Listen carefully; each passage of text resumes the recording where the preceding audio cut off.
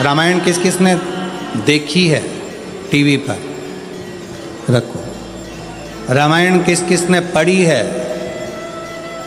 रामायण किस किसने सुनी है? राम कथा किस किसने सुनी है? सबने सुनी है।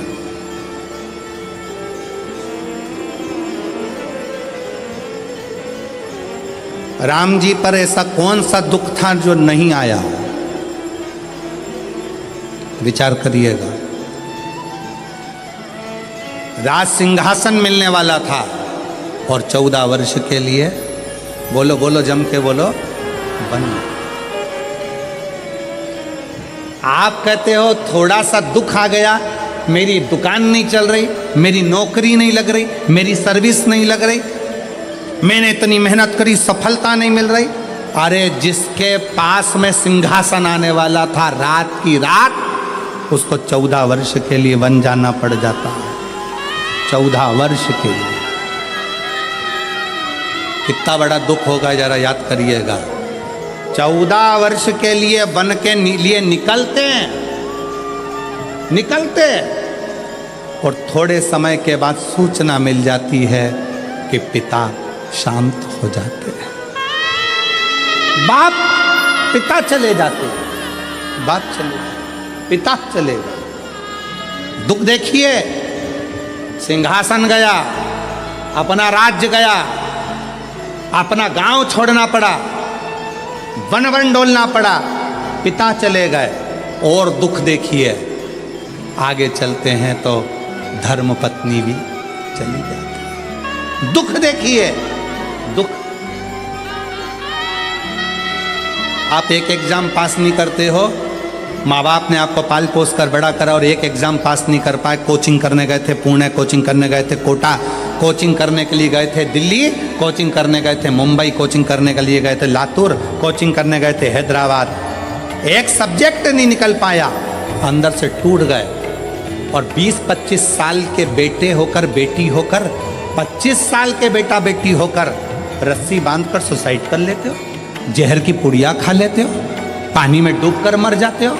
विचार करना, उस परमात्मा की जिंदगी में कितना दुख आया, हिम्मत नहीं हारी, आखिरी तक संघर्ष करते रहे तो आखिरी में अयोध्या के राजा बनकर विराजमान हो गए।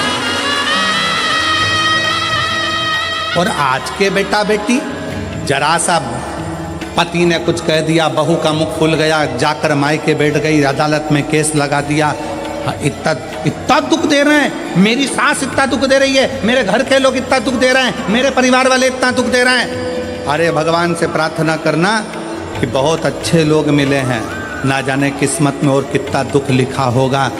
दुख चाहे यहाँ लिखा वहाँ लिखा, उसको भोगना तो पड़ेगा, भोगना।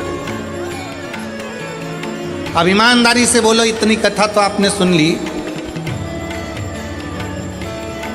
आपको भी अपने दुख के समय पर ढेर सारे महाराज मिलते हैं, ढेर सारे लोग मिलते हैं और आप सबसे कहते हैं मेरा हाथ देखकर बता दो मेरा भाग्य क्या कह रहा है, मेरी पत्री का देखकर बता दो मेरा भाग्य क्या कह रहा है, मेरे घर का ग्रह क्या कह रहा है, मेरे जीवन में इतना दुख है।